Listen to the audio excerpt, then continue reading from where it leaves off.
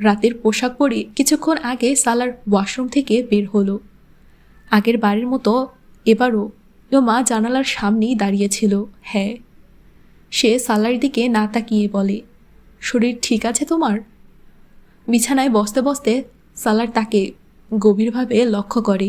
হ্যাঁ, সে একই উদাসীন ভঙ্গিতে উত্তর দেয়। সালার কম্বল টেনে বিছানায় শুয়ে পড়ে। পিছন ফিরে ইমামা তার দিকে তাকালো। সালার এখন তার ফোনে অ্যালার্ম সেট করছে। ইমামা কিছু না ভেবে সালার দিকে এগিয়ে এলো। সালার চমকে তার দিকে তাকায়। ইমামা চুপচাপ তার পাশ ঘেঁষে বসে পড়ে। সেলফোন টেবিলে রাখতে রাখতেই সালার হতবাক হলো। ইমামাকে চিন্তিত দেখাচ্ছে। এটা নিশ্চিত হওয়ার জন্য এখন তাকে জিজ্ঞেস করার প্রয়োজন নেই, কারণ সালার আগের মতোই তার উদাসীনতাকে ইসলামাবাদ আসার কারণই মনে করল। সালার শুয়ে শুয়ে তার হাত মুঠোয় পুড়ে নেয়। ইমামা তার হাতের ভেতর নিজের গুটিসুটি হাতের দিকে তাকিয়ে রয়। তারপর চোখ তুলে সালারের দিকে তাকায়। আমাকে বিয়ে করা তোমার উচিত হয়নি। সালার হতবম্ব হয়ে রয়। তাহলে কাকে বিয়ে করা উচিত ছিল? সালার হতবাক হলো। যে কাউকেই, আমি ছাড়া যে কাউকে। বাহ, সুন্দর পরামর্শ, কিন্তু দেরিতে পেলাম। বিষয়টি সালার দুষ্টুমিতে উড়িয়ে দিতে চাইল। মা হাত সরিয়ে নেয়। এখন তুমি আফসোস করছো, তাই না? সালার উঠে বসে। আমি কেন আফসোস করব? সে এখন গম্ভীর। সেটা তুমি জানো। মা উঠে যাওয়ার চেষ্টা করে, কিন্তু সালার তাকে থামায়। না, আমি জানি না, বলো। মা সত্যি হতবাক হয়। তোমারও হয়তো মনে চায় কেউ তোমাকে কাপড় দিক, উপহার দিক, এবং মা তার কথা শেষ করতে পারে না। প্রথমে তার গলা ভারী হলো, তারপর অশ্রু গড়াতে লাগে। সালার বোকার মতো তার মুখের দিকে তাকিয়ে রয়। যে কথা তার কল্পনা জল্পনাতেও ছিল না, মা সেটা ভেবেই নিজেকে অপরাধী করে রেখেছে। হায় আল্লাহ, মা তুমি এসব কি ভাবছ? সালার সত্যিই শ্বাসরুদ্ধ হয়ে রয়। মা তার চোখ কচলে মোছার চেষ্টা করে। ব্যাস, আমাকে বিয়ে করা উচিত হয়নি তোমার। মা ভেঙে পড়ে। এখানে বিষয়টি শুধু উপহারের নয়, বরং লাউঞ্জে উপস্থিত সবার মাঝে বসে যে অনুভূতি হচ্ছিল, বিষয়টি মূলত সেটি। প্রতি উত্তরে সালার কিছু না বলে জড়িয়ে ধরে তাকে সান্ত্বনা দিতে লাগে। সে শান্ত হলো না। তার হাত ছড়িয়ে উঠে চলে যায়। আধা ঘন্টা ওয়াশরুমে কান্না করে তার মন তো হালকা হলোই না, উল্টো মাথা ব্যথা শুরু হলো। কাপড় বদলে পুনরায় যখন রুমে এলো, দেখল সালার তখনও লাইট জ্বালিয়ে ওভাবেই বসে আছে। ইমামার খানিক লজ্জাবোধ হয়। তাকে কিছু না বললেই ভালো হতো। সে সালার দিকে না তাকিয়ে বিছানার অপর পাশে এসে শুয়ে পড়ে। সালারও লাইট অফ করে শুয়ে পড়ে। ইমামাকে আর ডাকল না। ইমামার জন্য যেন এটি প্রত্যাশিত নিয়ামত সাব্যস্ত হলো। ইমামা বিবি, আপনি অতটাও বুদ্ধিমতী নন যতটা আমি ভেবেছিলাম। এমন অনেক বিষয় আছে যেখানে আপনি নির্বুদ্ধিতার প্রদর্শন করে বসেন। পরদিন গ্রামে যেতে যেতে গাড়িতে বসে সালার তাকে বলে। ইমামা সামনের রাস্তার দিকে তাকিয়ে রয়। আপাতত তার নিজেকে বুদ্ধিমান প্রমাণ করার কোনো ইচ্ছে নেই। হুট করে কি হয়ে যায় তোমার? কেন আজে বাজে জিনিস ভাবতে থাকো? এসব তুমি বুঝবে না। মা নিরস ভঙ্গিতে বলে, হ্যাঁ হতে পারে, কিন্তু শ্বশুরবাড়ির জামাকাপড় ও উপঢৌকনের প্রতি আমার কোনো আগ্রহ নেই। তোমার কি মনে হয় যে শ্বশুরবাড়ি থেকে আগত কাপড় আমি ঈদে পরব? কিন্তু তোমার যদি দুঃখ হয় যে তুমি উপহার পাওনি, হ্যাঁ আমার দুঃখ আছে, তাহলে? ইমামা প্রচণ্ড অভিমানে তার কথা থামিয়ে দিল। তাহলে আমি তোমাকে কিনে দেই এসব, আগেও দিয়েছি। সালারের গলা খানিক নরম হলো। এসব তুমি বুঝবে না। ইমামা একই ভঙ্গিতে বলে, হ্যাঁ হতে পারে, কিন্তু তুমিও একটি কথা বুঝে নাও, কিছু জিনিস তুমি কখনোই বদলাতে পারবে না। তা তোমাকে মেনে নিতেই হবে। তাতে কি হয়েছে? কিছু না হলে কান্না করছো কেন? সবাই হয়তো ভেবেছে আমার পরিবার কষ্টে সে কথা মাঝপথেই ছেড়ে দিল। কেউ তোমাকে কিছু বলেছে? না। তাহলে? বলেনি, কিন্তু মনে মনে তো হয়তো ভেবেছে। তুমি তাদের মন পর্যন্ত যেও না, আমি যা বলছি শুধু তাই শোনো। সালার তার কথা থামিয়ে দিয়ে বলে, এগুলো অনর্থক। স্বাভাবিক পারিবারিক বিয়ে হলেও আমি শ্বশুরবাড়ি থেকে উপঢৌকন নেওয়াটা পছন্দ করতাম না। যে প্রথাগুলো আমি পছন্দ করি না সেগুলোর জন্য আমার কোনো আক্ষেপ আর আফসোস নেই। তোমার চেয়ে মূল্যবান কোনো উপহার কি হতে পারে আমার কাছে? সালার জানে ইমামা তার কথায় প্রভাবিত হচ্ছে না, তাই তাকে আর বেশি কিছু বলল না। এই প্রশস্ত ও বিস্তৃত কম্পাউন্ড এবং তার ভেতরকার ছোট বড় ভবনগুলো কয়েক মুহূর্তের জন্য ইমামাকে হতভম্ব করে দিল।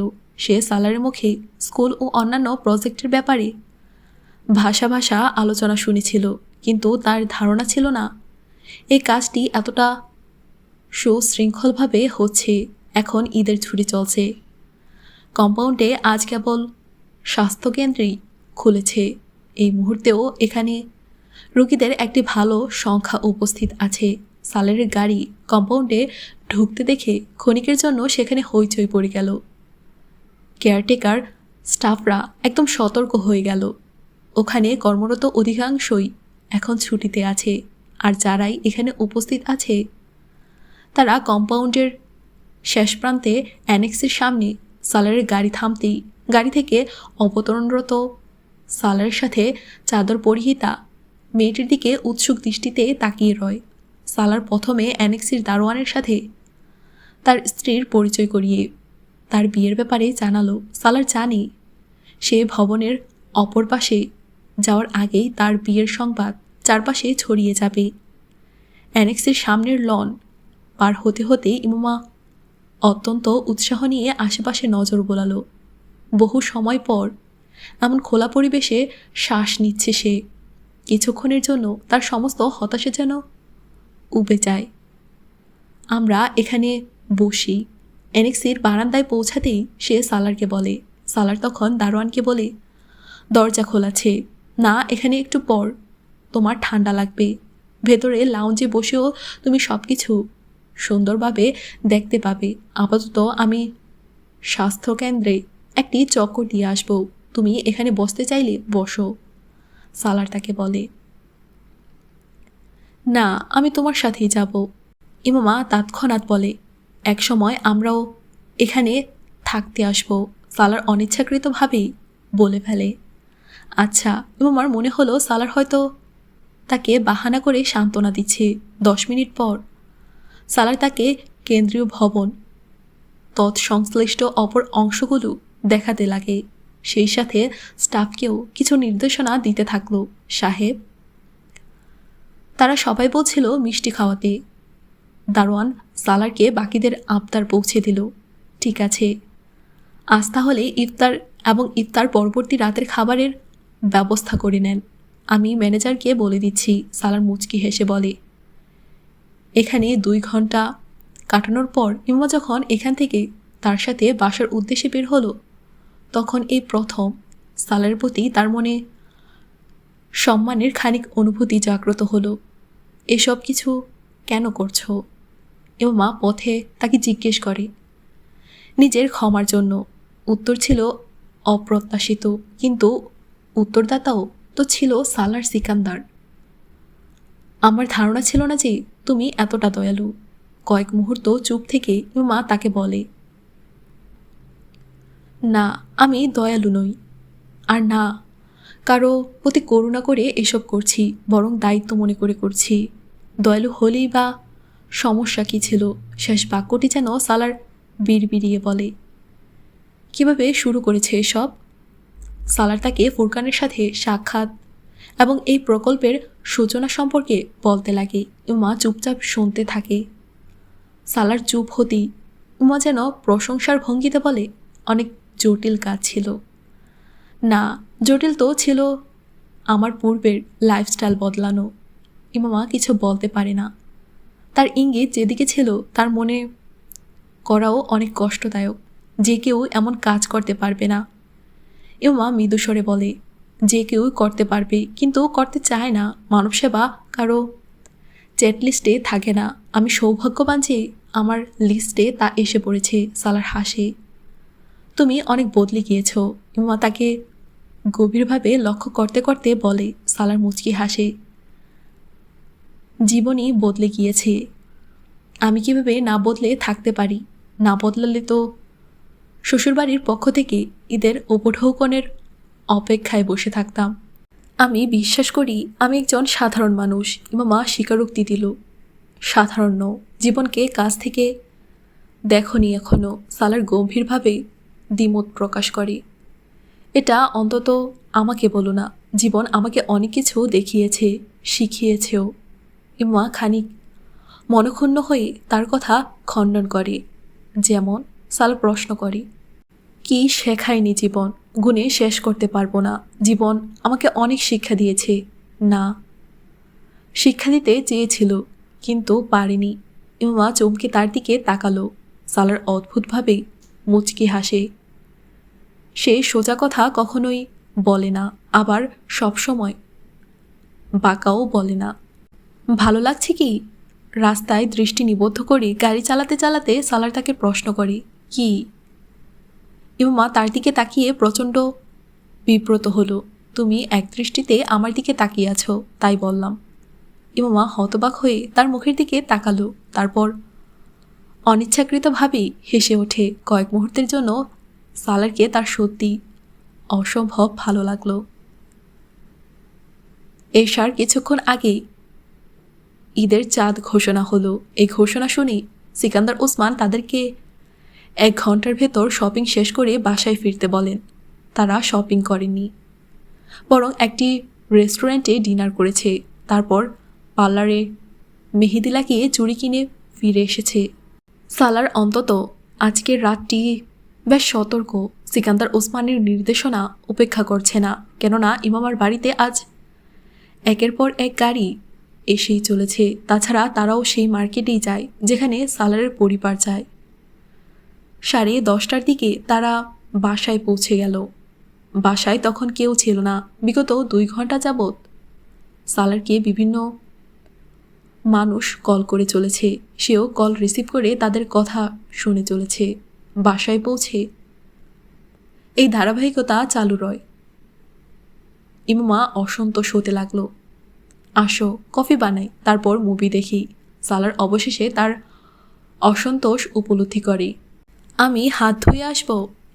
ইম্মা হাতের মেহেদির দিকে তাকিয়ে বলে। না, আমি বানাবো কফি। তুমি শুধু আমার সাথে রান্নাঘরে আসো। বানাতে পারবে তো? অনেক ভালো করে। সালার ফোন রাখতে রাখতে বলে। মেহেদি লাগানো উভয় হাতে রান্নাঘরের টেবিলে কোনোই লাগিয়ে সে তার কফি বানানোর দিকে তাকিয়ে রয়।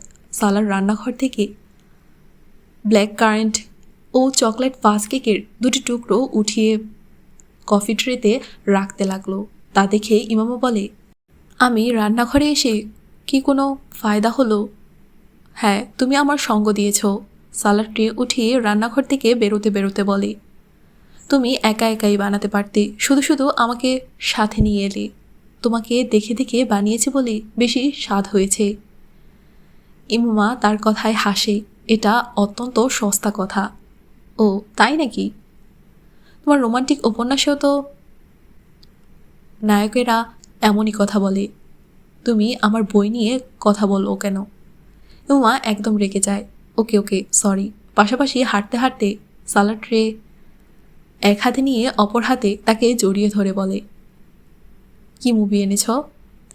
বেডরুমে এসে সোফায় বসতে বসতেই ইমামা জিজ্ঞেস করে।